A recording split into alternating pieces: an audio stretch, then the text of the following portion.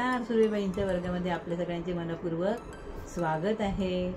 आज आपण अभ्यास करणार आहोत मराठी शुद्ध लेखनाच्या नियमांचा। मराठी भाषा शुद्ध रीतीने बोलता व लिहिता येण्यासाठी काही नियम ठरवलेले आहेत। त्यापैकी प्रथम आपण पाहूया नियम 1। स्पष्ट उच्चारे अनुनासिकाबद्दल शीर्षबिंदू द्यावा।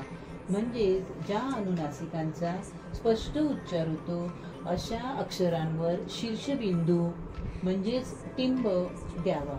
उदाहरणार्थ गुलकंद, तंटा, निबंध इत्यादी हे अनुनासिक जे शब्द आहेत त्यांच्यावर शीर्षबिंदू दिलेला आहे। नियम 2। तत्सम।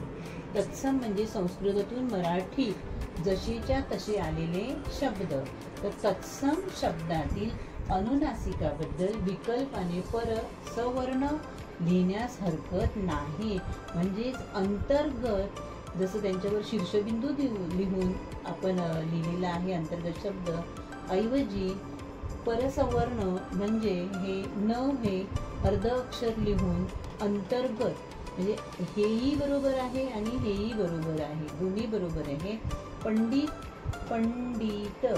म्हणजे न हे अर्ध अक्षर वापरून हा शब्द लिहिलेला आहे, तर इथे शीर्षबिंदू देऊन शब्द दिलेला आहे, हे दोन्ही बरोबर आहे।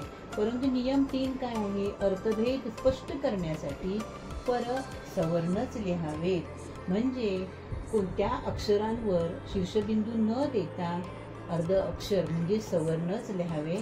वेदांत याऐवजी वेदांत हा शब्द बरोबर आहे। देहांत त्याऐवजी देहांत हे बरोबर शब्द आहे इत्यादी। हे झाले अनुस्वारचे नियम। आजच्या या व्हिडिओमध्ये आपण अनुस्वारचा पहिला नियम पाहिला। अनुस्वारचा पुढचा नियम पाहण्यासाठी माझ्या व्हिडिओला नक्की लाईक आणि सबस्क्राईब करा। पुढचा व्हिडिओ मी लगेचच पाठवत आहे। धन्यवाद।